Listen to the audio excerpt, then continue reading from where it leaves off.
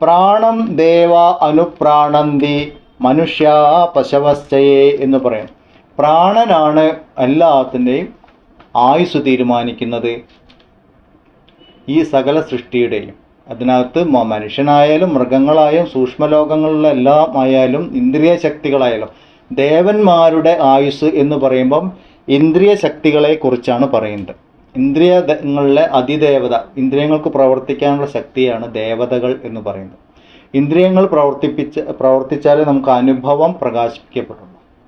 അത് കാരണം അങ്ങനെ പറയുന്നു. ഇപ്പോൾ കണ്ണിനകത്ത് പ്രാണശക്തി വന്നിട്ടില്ലെങ്കിൽ കണ്ണിൻ്റെ ആയുസ് കഴിഞ്ഞു. ശരീരത്തിൽ മുഴുവൻ പ്രാണശക്തി പ്രവർത്തിച്ചില്ലെങ്കിൽ ശരീരം കഴിഞ്ഞു. അത് കാരണം പ്രാണനെ ആയുസ്സായിട്ട് പറയണം. എല്ലാ ജീവികളുടെയും സ്ഥിതി ഇത് തന്നെയാണ്. അത് കാരണം സമഷ്ടി പ്രാണൻ, എല്ലാം കൂടിയുള്ള പ്രാണൻ എന്ത് പറഞ്ഞു? സർവായുസ് എന്ന് പറയും. സർവായുസ്. അപ്പോൾ ഈ സർവായുസാകുമ്പോൾ ഒരു കാര്യമുണ്ട്, എല്ലായിടത്തും ഉണ്ടല്ലോ. അതിനെ നമ്മൾ ബ്രഹ്മമായിട്ട് സങ്കല്പിച്ച് ഉപാസിക്കുകയാണെങ്കിൽ, പ്രാണശക്തിയെ സർവായുസായത് കാരണം ബ്രഹ്മമാണ് എന്ന് സങ്കല്പിച്ച് ഉപാസിക്കുകയാണെങ്കിൽ എന്താണ് അതിൻ്റെ ഫലം?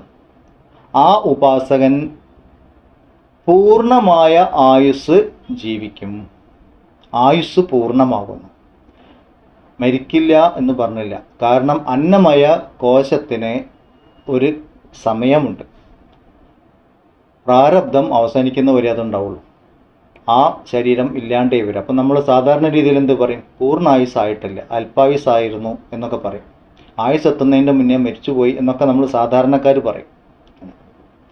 പക്ഷെ ഇവിടെ പറയുന്നു, ആയുസ്, ഈ പ്രാണശക്തിയെ ബ്രഹ്മമായിട്ട് ഉപാസിക്കുന്ന ആൾക്കാർ അവരുടെ പൂർണ്ണമായ ആയുസ് വരെ ആ ശരീരം ഉണ്ടാകും എന്ന് പറയുന്നു.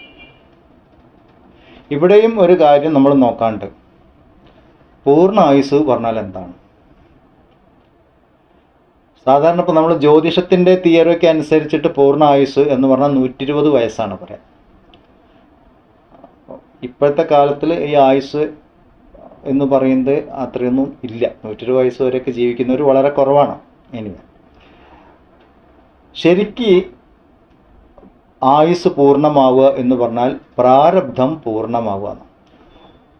ഈ ശരീരം പ്രകടമാവാനുള്ള കാരണത്തിന് നമ്മൾ പ്രാരബ്ധം എന്ന് പറയുന്നത്. അപ്പോൾ ആ പ്രാരബ്ധം പൂർണ്ണമാവുമ്പോൾ ഈ ശരീരം ഇല്ലാതെയാവും. അപ്പോൾ പ്രാരബ്ധത്തിൽ ഈ ശരീരം നിലനിൽക്കുന്ന കാലത്തിനെയാണ് നമ്മൾ ആയുസ് എന്ന് പറയുന്നത്.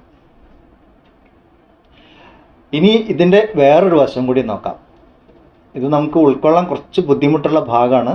എന്നാലും ശരീരം എന്നുള്ളത് ഒരു അനുഭവമാണ്. ഇത് നമ്മൾ കഴിഞ്ഞ ക്ലാസ്സിൽ കണ്ടു. യഥാർത്ഥത്തിൽ ശരീരമില്ല, കോശങ്ങളുടെ ഒരു പ്രവാഹം നടന്നുകൊണ്ടിരിക്കുന്നു. ഈ ശരീരത്തിലെ ഒന്നിലും ഞാനില്ല, പക്ഷെ ഇത് ഞാൻ എന്നാണ് ഞാൻ വിചാരിക്കുന്നത്. ഇതൊരു അനുഭവമാണ്. ഇപ്പം ശരീരം ഉണ്ട് എന്ന അനുഭവത്തിൻ്റെ കാലം, അതാണ് ആ ശരീരത്തിൻ്റെ ആയുസ്. ആ കാലം കഴിഞ്ഞാൽ ആ ശരീരം എന്ന അനുഭവം ഇല്ല. നമുക്കത് വലിയ ബുദ്ധിമുട്ടാണ്. ഈ ശരീരം എന്നതൊരു അനുഭവമാണ് എന്ന് വിശ്വസിക്കാൻ വലിയ ബുദ്ധിമുട്ടാണ്.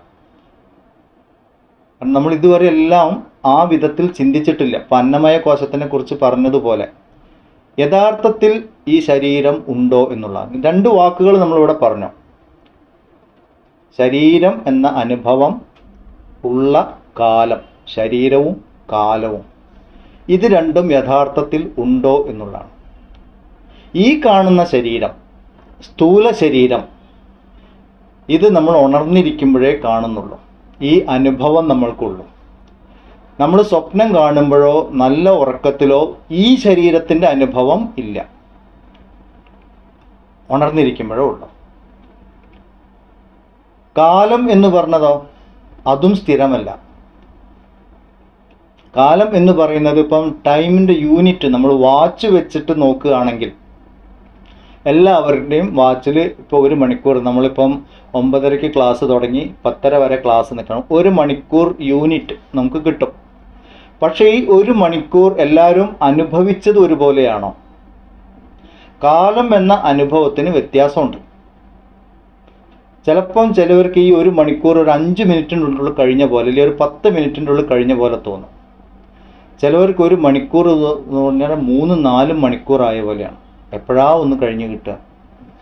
നമുക്ക് വളരെ ഇൻട്രസ്റ്റിംഗ് ആയിട്ടുള്ള സ്ഥലത്ത് പോയിരിക്കാൻ സമയം പോണത് അറിയില്ല. വളരെ ചെറിയ സമയമാണ്.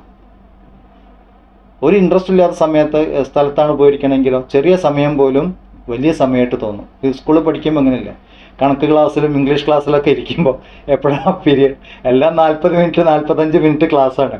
പക്ഷെ ചില ക്ലാസ് തീരെയില്ല, കാരണം നമുക്കതിൽ ഇൻട്രസ്റ്റ് ഇല്ല. എന്ന് പറഞ്ഞാൽ കാലം എന്ന അനുഭവം വ്യക്തിയെ ആശ്രയിച്ചിരിക്കും. നമ്മൾ വാച്ച് നോക്കുമ്പോഴാണ് നമ്മൾ അറിയുന്നത്, 5 മിനിറ്റ് ആയിട്ടുള്ളൂ അല്ലേ, 10 മിനിറ്റ് ആയിട്ടുള്ളൂ. ഇതാണ് നമ്മൾ ഉണർന്നിരിക്കുമ്പോൾ അവസ്ഥയിലുള്ള കാലത്തിൻ്റെ അനുഭവം. സ്വപ്നം കാണുമ്പോഴോ, സ്വപ്നത്തിൽ ചിലപ്പോൾ നമ്മൾ 5 മിനിറ്റ് 10 മിനിറ്റൊക്കെ ഒരു സ്വപ്നം കാണുള്ളൂ. പക്ഷേ ഈ 5 മിനിറ്റിനുള്ളിൽ ഒരു ജീവിതം തന്നെ കണ്ടിട്ടുണ്ടാവും. ഒരുപാട് കാര്യങ്ങൾ നമ്മൾ ഞെട്ടി ഉണർന്ന് നോക്കുമ്പോൾ 5 മിനിറ്റ് ഒന്ന് മയങ്ങി പോയിട്ടുള്ളൂ എന്ന് പറയും.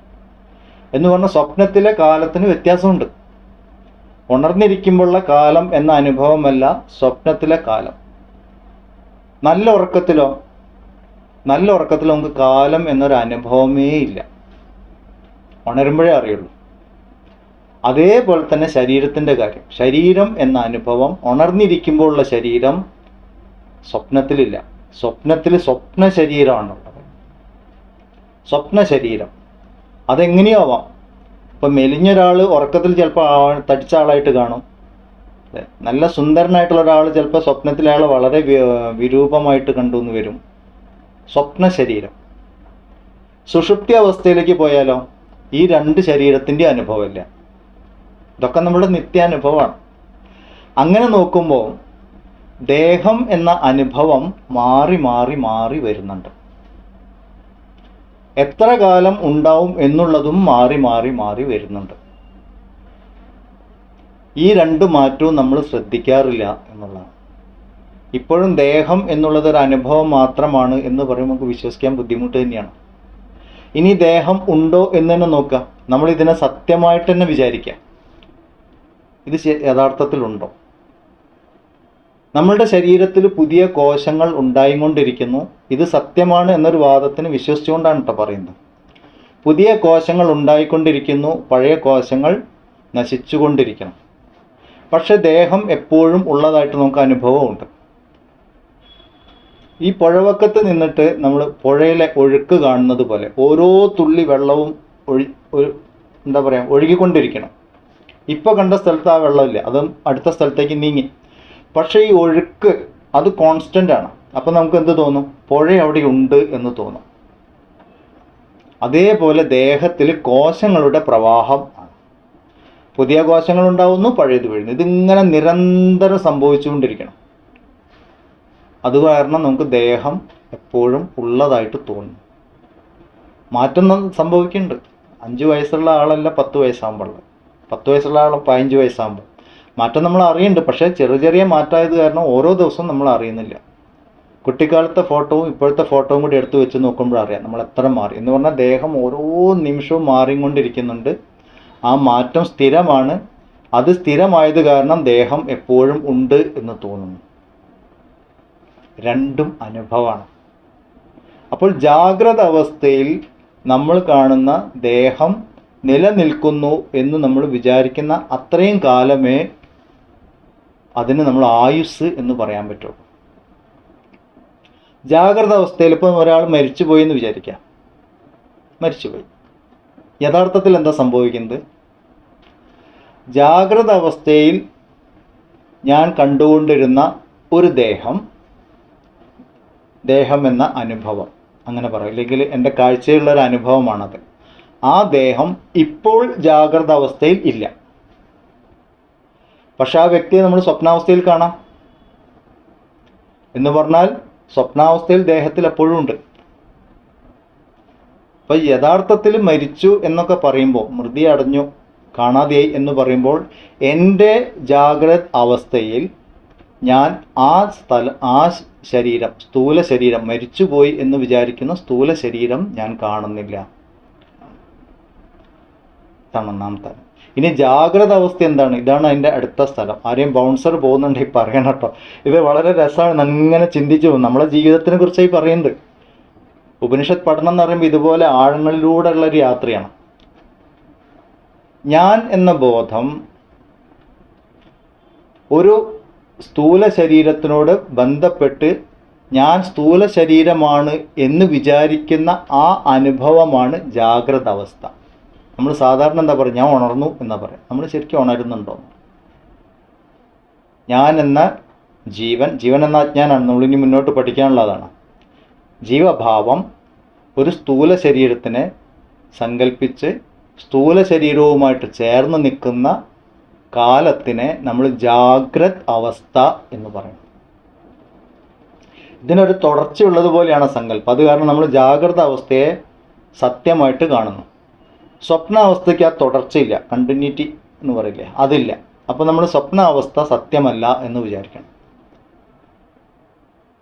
ജാഗ്രത അവസ്ഥയ്ക്ക് തുടർച്ചയുണ്ടോ എന്ന് ചോദിച്ചാൽ ഇന്നലെ കണ്ടതല്ല നമ്മൾ ഇന്ന് കാണുന്നത്. എത്രയോ മാറ്റങ്ങളുണ്ട്. പക്ഷേ ആ മാറ്റം നമ്മൾ അത്ര ശ്രദ്ധിക്കാത്ത കാരണം തുടർച്ചയാണ് എന്ന് വിചാരിക്കണം. അപ്പോൾ ഇത്രയും കാര്യം പറഞ്ഞു വന്ന് ഈ എല്ലാ അനുഭവവും കൂടി വെച്ച് നോക്കുമ്പോൾ നമുക്കൊരു കാര്യം മനസ്സിലാവും. ഇവിടെ ഒന്നും സ്ഥിരമല്ല. പക്ഷേ ഈ സ്ഥിരമല്ലാത്തതിനൊക്കെ അറിയുന്ന ഒരു ഞാൻ എപ്പോഴുമുണ്ട് എന്നുള്ളത്. അപ്പോൾ അത് കാരണം ഇനിയിപ്പോൾ ഒരു മരണം എന്നൊരു അനുഭവം നമ്മൾ കേൾക്കുമ്പോൾ നമ്മളുടെ ഉപനിഷത്ത് പഠനങ്ങളുടെ ഇല്ലെങ്കിൽ ഈ വേദാന്ത പഠനത്തിൻ്റെ ഒക്കെ ലക്ഷ്യം എന്താണ്? മരണത്തിനെ അതിജീവിക്കുക എന്നുള്ളതാണ്. അമൃതമായ അവസ്ഥയിലേക്ക് എത്തുക. അറിവിൻ്റെ വഴിയിലൂടെ മാത്രമേ എത്താൻ പറ്റുള്ളൂ. അമൃതമായ അവസ്ഥയിലേക്ക് എത്തുമ്പോൾ മരണം ഉണ്ടായിട്ടില്ല എന്ന് തന്നെ നമ്മൾ അറിയണം. അപ്പം മരണം ദേഹത്തിനായത് കാരണം മരിക്കുന്ന ദേഹം എന്താണ് എന്നറിയണം. അപ്പോഴാണ് അങ്ങനെ ഒരു സംഭവം ഇല്ലായിരുന്നു എന്നറിയുന്നത്. ഇങ്ങനെ സൂക്ഷ്മമായിട്ട് ചിന്തിക്കുമ്പോഴാണ് നമുക്കത് മനസ്സിലാവുള്ളൂ. അപ്പോൾ നമുക്ക് ഇങ്ങനത്തെ അനുഭവം വരുമ്പോൾ ഈ അനുഭവം എൻ്റെ ജാഗ്രത അവസ്ഥയിൽ ഇങ്ങനെ ഒരു അനുഭവത്തിന് ഞാൻ അനുഭവിച്ചു കൊണ്ടിരിക്കണു എന്ന് മനസ്സിലാവുള്ളൂ. ഈ ഒരു അവസ്ഥയിൽ കൂടെ നമ്മൾ കടന്നു പോകാനുണ്ട്. നമ്മുടെ നിത്യ അനുഭവം ശരിക്കും നോക്കിക്കഴിഞ്ഞാൽ, ഒന്ന് ചിന്തിച്ചു കഴിഞ്ഞാൽ ഇതല്ലേ നമ്മുടെ ജീവിതത്തിൽ നടക്കുന്നത്. എന്തെങ്കിലും ഒന്ന് സ്ഥിരമായിട്ടുണ്ടോ? ഒന്നുമില്ല. പക്ഷെ ഞാൻ എന്ന് സ്ഥിരമായിട്ട് നിൽക്കുന്നില്ലേ? ഉണ്ട്. അപ്പോൾ സ്ഥിരമായതിനല്ലേ നമ്മൾ അന്വേഷിക്കേണ്ടത്. ഈ സ്ഥിരമായ ഞാൻ എന്താണ് എന്ന് അന്വേഷിക്കണമെങ്കിൽ അസ്ഥിരമായതെന്ന് തുടങ്ങണം. അതാണ് ഞാൻ ആദ്യം പറഞ്ഞത്. നമ്മുടെ ആ ചിന്ത അങ്ങനെ അവിടുന്ന് തുടങ്ങിയാലേ നമ്മൾ ഇങ്ങോട്ട് എത്തുള്ളൂ. എന്നിലെ സ്ഥിരമായിട്ടുള്ള ഞാൻ എന്താണ്, ഇതാണ് അന്വേഷിക്കേണ്ടത്. അപ്പോൾ നമ്മൾ എന്ത് ചെയ്യണം? അസ്ഥിരമായതൊന്നും ഞാനല്ല, മാറിക്കൊണ്ടിരിക്കണം. അന്നമയ കോശം സ്ഥിരമല്ല, ഞാനല്ല. പ്രാണമയ കോശം സ്ഥിരമല്ല, ഞാനല്ല. ഇതാണ് പറയുന്നത്.